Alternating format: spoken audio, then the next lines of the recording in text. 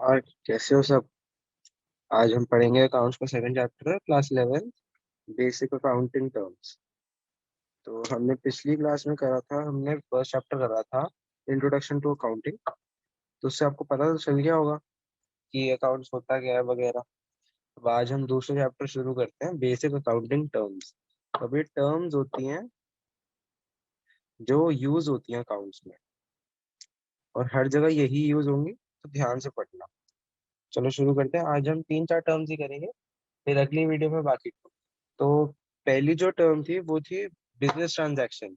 वो पहली टर्म हमने पहली क्लास में कर ली थी, जो आपका वो चैप्टर था, इंट्रोडक्शन टू अकाउंटिंग वाले चैप्टर में कराई थी मैंने वो।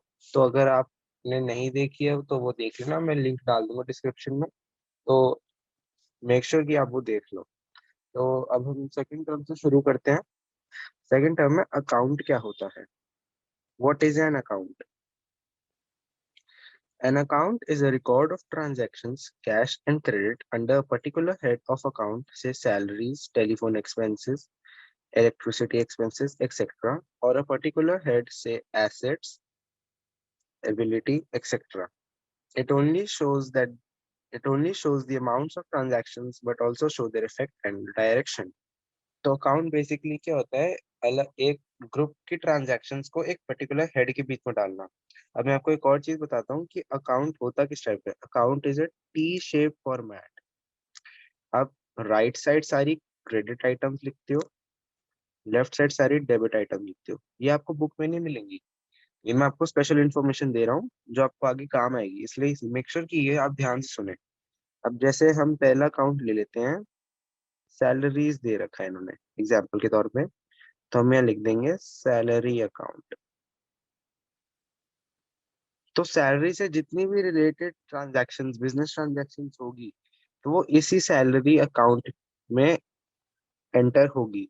चाहे वो कैश की ट्रांजैक्शन हो या फिर क्रेडिट ट्रांजैक्शन। क्रेडिट ट्रांजैक्शन माने अभी पैसे दिए नहीं है, देने हैं उधार। लेकिन बिजनेस ट्रांजैक्शन तो है ना, इसलिए वो भी रिकॉर्ड करती है। और कैश ट्रांजैक्शन वही, इसमें पैसे दे दिए हमने। It not only shows the amounts of transactions but also show their effect and direction। अब डायरेक्शन कैसे? अब डायरेक्शन का मतलब है क्रेडिट और डेबिट। तो डायरेक्शन के मतलब से है क्रेडिट और डेबिट। अब चले दूसरे टर्म पे चलते हैं। अब दूसरा टर्म है हमारा कैपिटल। अब कैपिटल से मतलब क्या हुआ हमारा? Capital is the amount invested in an enterprise by the proprietor or by partners. It may be in the form of money or assets having a monetary value। अब asset वो पैसा होता है जो हम बिजनेस शुरू करने के लिए लगाते हैं। जैसे आपने शुरू करी एक मिठाई की दुकान। अब मिठाई की दुकान के लिए आपको कैपिटल चाहिए। आप पहले, चलो आपकी मान लेते हैं आपकी कैपिटल है 1 लाख। 1 लाख का आपने 50,000 का एक एक शॉप खरीदी और 50,000 का सामान खरीदा, तो उससे आपका बिजनेस शुरू हुआ। वो आपकी कैपिटल होगी 1 lakh. 1 lakh is your capital। It is a liability.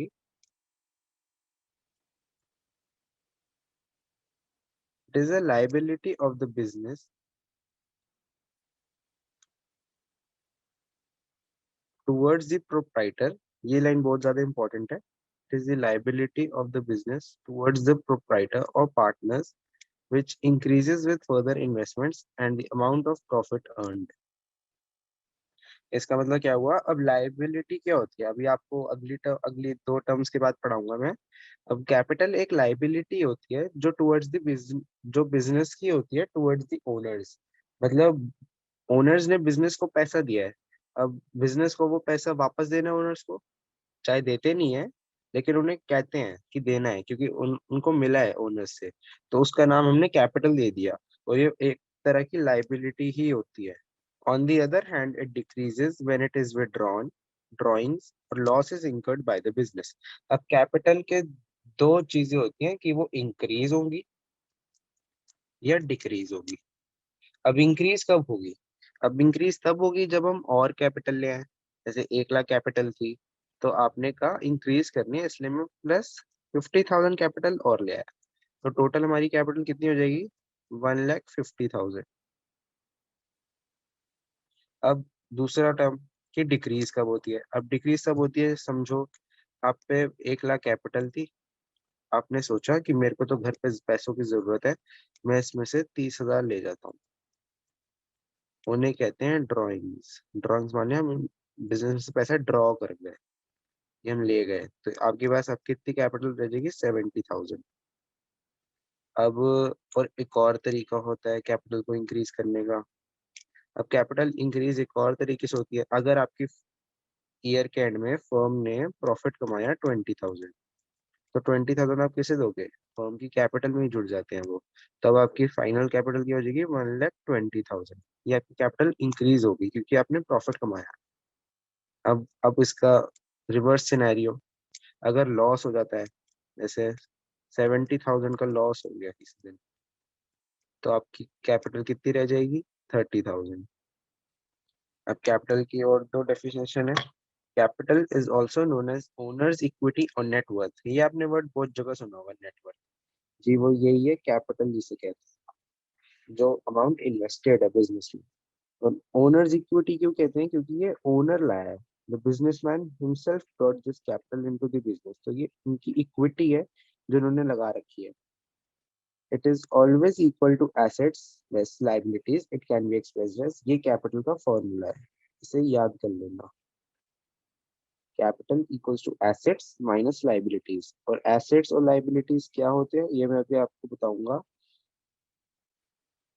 Next next slides में। तो चलते हैं हम अगले के ऊपर। अब अगला है हमारा ड्राइंग। अब ड्राइंग्स क्या होती है? अभी हमने पीछे ही पढ़ा था कि ओनर जब पैसा ले जाता है बिजनेस में से, उसको ड्राइंग्स कहते हैं। वैसे तो बता दिया मैंने आपको, लेकिन फिर भी हम की डेफिनेशन तो पढ़ेंगे। अब drawing is the amount withdrawn और goods taken by the owner for personal use. अब ड्राइंग्स दो तरह की हो सकती है, या तो वो कैश लेके जा सकता है, कैश लेके जा सकता है, या फिर सीधा सीधा गुड्स ले जाए। गुड्स माने जैसे आप, आपके पापा की मिठाई की दुकान है, आपने कहा कि पापा मेरे को तो मिठाई खानी है, तो वो दुकान में से 2 गुलाब जामुन ले आए, तो वो ड्राइंग होगी, गुड्स ले गए। पापा के लिए मिठाई गुड्स है क्योंकि उनका मिठाई का बिजनेस है। तो वो ड्राइंग दो तरह की होती है, सीधा कैश उठा के ले जाओ या फिर गुड्स उठा के ले जाओ। अब ड्राइंग इज द अमाउंट, ये तो हो गया। Goods so taken by the owner are valued at purchase cost. अब जब गुड्स विड्रॉ करके लेके जाते हैं ओनर्स, तो हमें बुक्स में रिकॉर्ड करना पड़ता है। अब बुक्स में वो किस वैल्यू पे रिकॉर्ड होगी? सीपी माने कॉस्ट प्राइस, और एसपी माने सेलिंग प्राइस। अब आप दिमाग लगाओ कि हमको वो चीज कितने में मिली है। हमको वो चीज कॉस्ट प्राइस पे मिली है, माने 100। अब लेकिन हमने उसे बेचा तो नहीं है ना, तो हम सेलिंग प्राइस पे बिल्कुल नहीं लगाएंगे। हम विड्रॉ करके लेके गए, इसलिए कॉस्ट प्राइस पे ही लगेगा। कॉस्ट प्राइस, परचेज कॉस्ट, यही रिकॉर्ड होगी। अब drawings reduces the investment of the owners. Investment माने कैपिटल। अभी मैंने आपको बताया ड्राइंग क्यों कैपिटल रिड्यूस कर देती है, इसका एग्जांपल करके दिखाया मैंने आपको। Drawings by the owner is debited to drawings account, ये तो नॉर्मल सी चीज है। आपने पीछे बताया था ड्राइंग्स अकाउंट बनाएंगे हम अलग। अब ड्राइंग से जितनी रिलेटेड बात होगी वो सब ड्राइंग्स अकाउंट में डालेंगे। अब ये डेबिटेड क्यों होता है ये आपको अभी हम 6 चैप्टर में बताएंगे, अभी आप बस देख लीजिए। At the time of preparing balance sheet, it is deducted from the capital of the proprietor और पार्टनर। बैलेंस शीट क्या होती है? फाइनल फिगर अकाउंट्स की जो बनती है साल के एंड में, जो हमें बताती है हमने क्या क्या करा पूरे साल में। और ये deducted from the capital of the proprietor और पार्टनर। तो ड्राइंग्स तो पार्टनर की कैपिटल को कम करती है, प्रोप्राइटर की कैपिटल को कम करती है, तो हम बस उसको एंड में माइनस कर देते हैं कैपिटल में से ड्राइंग्स को। अगला चलते हैं। अगला है लाइबिलिटीज। अब लाइबिलिटीज ये थोड़ा बड़ा टर्म है, इसके लिए 3 4 स्लाइड्स है, ध्यान से पढ़ना, फोकस मत खोना। Liabilities mean amount owed payable by the business. अब लाइबिलिटी होता क्या है? अमाउंट ओड, ओड मतलब पेएबल, कि बिजनेस को देना है, आउटवर्ड्स देना है, लेना नहीं है, देना है। बाय द बिजनेस, बिजनेस को पैसा देना है।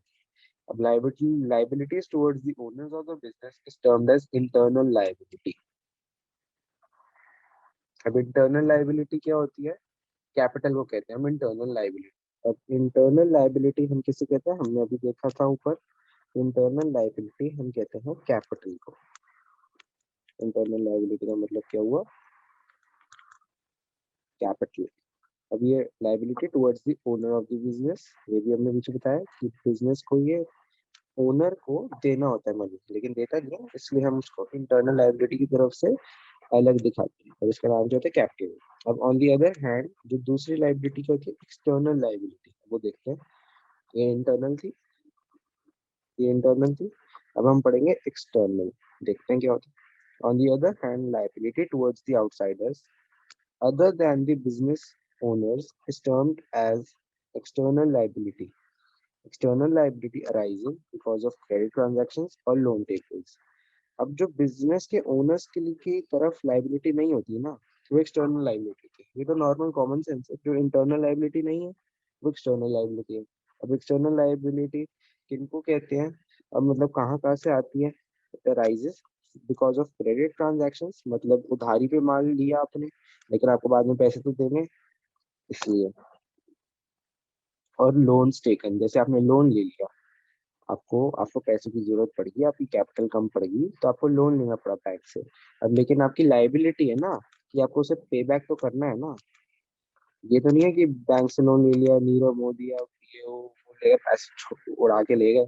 आपको पैसे तो वापस देने हैं, तो पे बैक तो करना है, इसलिए आपकी लाइबिलिटी है वो।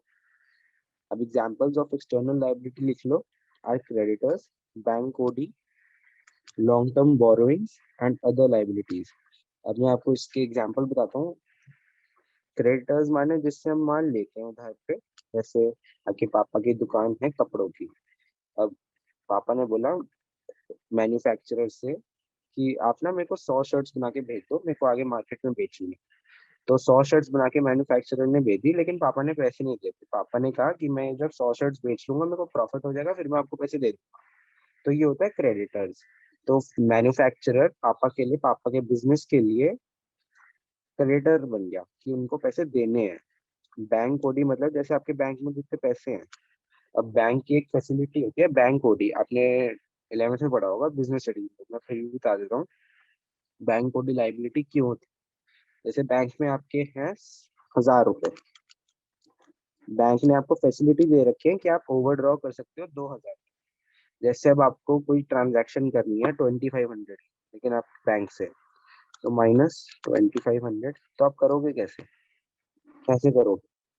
तो यही बैंक ओडी का फीचर होता है कि अगर आपके बैंक अकाउंट में पैसे खत्म हो जाए तो आप ओवरड्राफ्ट कर सकते हो। ओवरड्राफ्ट मतलब अब जितने पैसे आप पे हो भी ना फिर भी निकाल सकते हो। तो जैसे इस केस में 2000 का दे रखा है बैंक ओडी, तो हम 1000 में से 2500 घटाएंगे और जो रिमेनिंग आया वो बैंक ओडी बन जाएगा हमारा। तो उसको भी हमें पे बैक तो करना है ना, हमने बैंक का पैसा यूज करा है, बाद में तो देना है, इसलिए हमारी वो लाइबिलिटी होगी। और लॉन्ग टर्म बोरोइंग्स मतलब हमने पैसे किसी से बोरो कर लिए लॉन्ग टर्म के लिए, अंडर द लाइबिलिटीज, ये तो कौन सी बात है। आगे चलते हैं।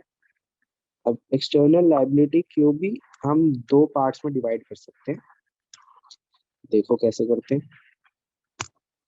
नॉन करंट लाइबिलिटी और करंट लाइबिलिटी। अब आपको नाम से पता चल रहा होगा नॉन करंट लाइबिलिटी किसे कहते हैं और करंट लाइबिलिटी किसे कहते होंगे, सेल्फ एक्सप्लेनेटरी है। चलिए चलो, non current liability is that liability which is payable after a period of more than a year. अब नॉन करंट मतलब कि हमें अभी नहीं देना, मतलब वो शॉर्ट टर्म नहीं है, लॉन्ग टर्म है। तो is that liability which is payable after a period of more than 1 year. अब हम 1 ईयर को कंसिडर करके चलते हैं। अगर 1 ईयर के 1 ईयर से ज्यादा है तो वो नॉन करंट लाइबिलिटी हो जाएगी, और अगर 1 ईयर से कम हो तो वो करंट लाइबिलिटी हो जाएगी। ये आपको गोल्डन रूल बता दिया हमारे जो कहते हैं formulas. Examples of non current liability देख लेते हैं। Long term loans, debentures, ईपीटी, public deposit, long term provisions etcetera. अब मैं आपको एक एक करके सारे बताऊंगा कि ये होते क्या है। देखते हैं। अब लॉन्ग टर्म लोन्स तो समझ आ गया होगा कि बैंक से हमने लॉन्ग टाइम के लिए लोन्स ले लिए, किसी और से लॉन्ग टाइम के लिए लोन्स ले लिए। अब डिवेंचर्स क्या होते हैं? अब हमारे जैसे आपने सुना होगा स्टॉक मार्केट, तो स्टॉक मार्केट में कंपनीज डिवेंचर्स और स्टॉक्स इशू करती है, दो तरह की चीजें इशू करती है। अब स्टॉक्स तो अलग होते हैं और डिवेंचर्स अलग होते हैं। डिवेंचर्स होते हैं आप लोन ले रहे हो पब्लिक से, जैसे आपकी कंपनी है एक शू मेकिंग कंपनी, जैसे नाइकी ले लेते हैं। अब नाइकी ने बोला कि भाई हमें तो पैसे की जरूरत है, लेकिन हमें स्टॉक्स नहीं खरीदवाने, और हम अपने और स्टॉक्स नहीं दिलवाएंगे क्योंकि उससे हमारी मैनेजमेंट को इफेक्ट होगा। इसलिए हम डिबेंचर्स इशू कर देते हैं, पब्लिक से हम डेट ले लेते हैं। डेट, डेट माने उधार, उधार ले लेते हैं। तो वो डिबेंचर्स हो गए, तो वो नाइकी के लिए लाइबिलिटी होगी क्योंकि वो उन्होंने उधार लिया है पब्लिक से, तो उन्हें वो वापस करना पड़ेगा, इसलिए डिबेंचर्स होते हैं। तो ईपीटी होता है एम्प्लॉय, ईपीएफ, सॉरी, ईपीएफ होता है ये एम्प्लॉय प्रोविडेंट फंड। अब ईपीएफ क्या होता है? Employ provident fund. ये एक सर्टेन अमाउंट होता है, जैसे आपके बिजनेस में एक एम्प्लॉय हुआ है, एम्प्लॉय आपने ऐड करा है, टू आपने एम्प्लॉय ऐड करा 2010 में, आपने उसके साथ एग्रीमेंट कर ली कि हर साल तेरे एम्प्लॉय प्रोविडेंट फंड में हम 1,000 रुपए डालते रहेंगे। ये आपको अलग से डालना है उसके बैंक अकाउंट में, एम्प्लॉय प्रोविडेंट फंड के नाम के से। ये अभी नहीं यूज कर सकता ये जब ये रिटायर होगा या फिर इसकी अनप्रोविजनल डेथ हो गई तो इसे मिलेंगे। जब ये रिटायर होगा या फिर जब बिजनेस छोड़ के जाएगा तब मिलेंगे इसे। तो फिर अगर सोचो ये 2020 में बिजनेस छोड़ के जाए, 10 साल का गैप है, तो 10 साल तक आपने 1,000 रुपये डालते गए, तो 10,000 इसका एम्प्लॉय प्रोविडेंट फंड हो गया।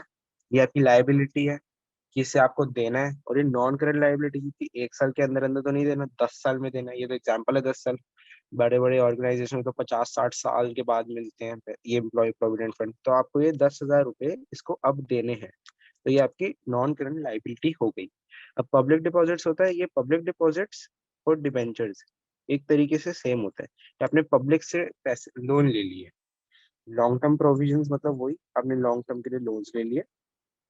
अब देखते हैं हम करंट लाइबिलिटी। ये थोड़ा इजी है, इसमें मेनली चीज क्रेडिटर्स पे फोकस रहता है। देखते हैं। Current liability is that liability which is payable within 12 months from the end of the accounting period। जैसे जैसे देखें, विद इन 12 मंथ्स मतलब 1 ईयर के अंदर अंदर।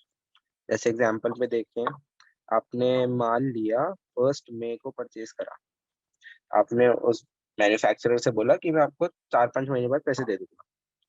तो 1 मई की जगह आपने जब माल खरीदा 1 मई पे, लेकिन आपने पैसे दिए 30th जून को, ये 1 साल के अंदर अंदर है, और आपने पे बैक कर दी, तो ये आपकी करंट लाइबिलिटी होगी।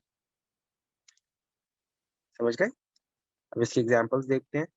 Creditors, bills payable, short term loans, bank OD, cash credit, short term provisions, outstanding expenses, income received in advance. अब देखते हैं क्रेडिटर्स क्या होते हैं। क्रेडिटर्स तुमने आपको बता दिए कि मैन्युफैक्चरर से बोला आप हम आपको बाद में पैसे दे देंगे, तो आपके क्रेडिटर्स हो गए। अब बिल्स पेबल क्या होते हैं? जब आप कोई माल खरीदते हो तो आपको बिल बन के आता है। अब बिल्स पेबल तब बनता है जब आप माल क्रेडिट पे खरीदते हो, कि आपको अंडरटेकिंग होती है कि आपको ये पे करने हैं। एक रिटर्न फॉर्मेट होता है बस, जो जुबानी आप बोल के गए कि मैं आपको 3 महीने बाद पे कर दूंगा, बस उसका रिटर्न फॉर्मेट को कहते हैं बिल्स पेबल। अब शॉर्ट टर्म लोन वही, थोड़े टाइम के लिए लोन लिया है। बैंक ओडी आपको मैंने पीछे बताया है कि जब बैंक आपको ओवरड्रॉ करने दे। कैश क्रेडिट माने, कैश क्रेडिट क्या होता है? जब आप पे बिजनेस में पैसा कम पड़ जाए लेकिन आप लोन नहीं लेना चाहते, क्योंकि loan higher rate of interest पे मिलता है। अब तो आप क्रैश क्रेडिट ले तो फाइनेंशियल इंस्टीट्यूशन से वर्किंग कैपिटल ही ले। वर्किंग कैपिटल आपको डे टू डे एक्टिविटीज के लिए चाहिए होती है, इसलिए उसे कैश क्रेडिट कहते हैं। अब शॉर्ट टर्म प्रोविजंस वही शॉर्ट टर्म लोन्स के बराबर है। आउटस्टैंडिंग एक्सपेंसेस मतलब आपने एक्सपेंस अकर कर लिया है लेकिन आपने दिया नहीं है उसे। जैसे आपका बिजली का बिल है, आपने यूज कर ली बिजली 1 महीने की, उसका बिल आ गया है लेकिन आपने बिल अभी पे नहीं कराया। आपने नोटिफिकेशन डाल दी कि हम अगले महीने साथ में 2 महीने का बिजली का बिल दे देंगे, तो वो आपका आउटस्टैंडिंग एक्सपेंस हो गया। आपने यूज कर दी सर्विसेज लेकिन उसके पैसे नहीं दिए, आपका एक्सपेंस है ना वो, आपने यूज कर दी सर्विसेज लेकिन उसका एक्सपेंस दिया नहीं, इसलिए वो आउटस्टैंडिंग कहते हैं उसे, जिसको देना है अभी दिया नहीं है। अब इनकम रिसीव्ड इन एडवांस, अब जैसे ही ये बड़ी टर्म है, इसको मैं आपको आराम से समझाता हूँ। अब इनकम रिसीव्ड इन एडवांस क्या होती है, जैसे कोई ट्यूशन ट्यूशन स्टेशन है, ट्यूशन का स्टेशन है। अब जैसे एक बच्चा आया, बड़ा अमीर बच्चा है, उसने कहा कि मैम आप ना मेरी पूरे साल की फीस ले लो, पूरे 12 मंथ्स की फीस दे दी उसने। लेकिन टीचर तो मंथली लेती थी, लेकिन बच्चे ने कहा कि आप मेरी पूरे साल की फीस ले लो, मेरे को नहीं अच्छा लगता है बार बार देना। तो टीचर ने पूरे साल की फीस ले ली। अब टीचर का क्या है, उसने तो अभी साल शुरू हुआ है, टीचर ने सिर्फ 1 महीना पढ़ाया है, 1 मंथ पढ़ाया है। तो टीचर कितने के लिए एलिजिबल है अभी, कितने फीस के लिए एलिजिबल है अभी, 1 मंथ की फीस के लिए एलिजिबल है। लेकिन उसे फीस तो पूरे 12 महीने की मिल गई है, तो बाकी 11 मंथ्स की जो फीस उसे एडवांस मिली है, यही है इनकम। इनकम मतलब उसको ट्यूशन फीस जो आती है टीचर को, उसकी इनकम है।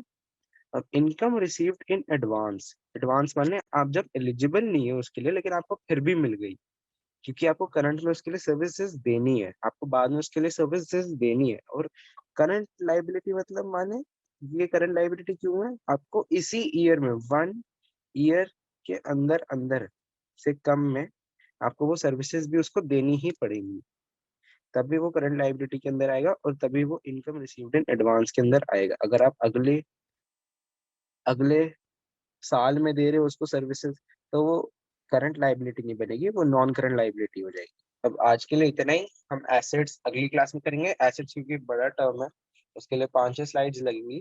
तो आज हमने लाइबिलिटीज तक 3 टर्म्स करे हैं, कौन से देख लेते हैं एक बार। अकाउंट करा पहला, कैपिटल करा दूसरा, ड्राइंग्स और लाइबिलिटीज। लाइबिलिटीज के 3 पार्ट होते हैं, एक इंटरनल लाइबिलिटी और एक्सटर्नल लाइबिलिटी। एक्सटर्नल लाइबिलिटी के भी 2 पार्ट्स होते हैं, करंट लाइबिलिटी और नॉन करंट लाइबिलिटी। तो आप ध्यान से रिवाइज करना, और ये जो मैं स्लाइड्स दे रहा हूँ अगर आपको ये चाहिए तो मैं डिस्क्रिप्शन में इसके बारे में इंफॉर्मेशन डाल दूंगा, और आपको अगर और नोट्स वगैरह चाहिए तो सब उसके अंदर डाल दूंगा। चलो तब तक के लिए thank you and bye bye.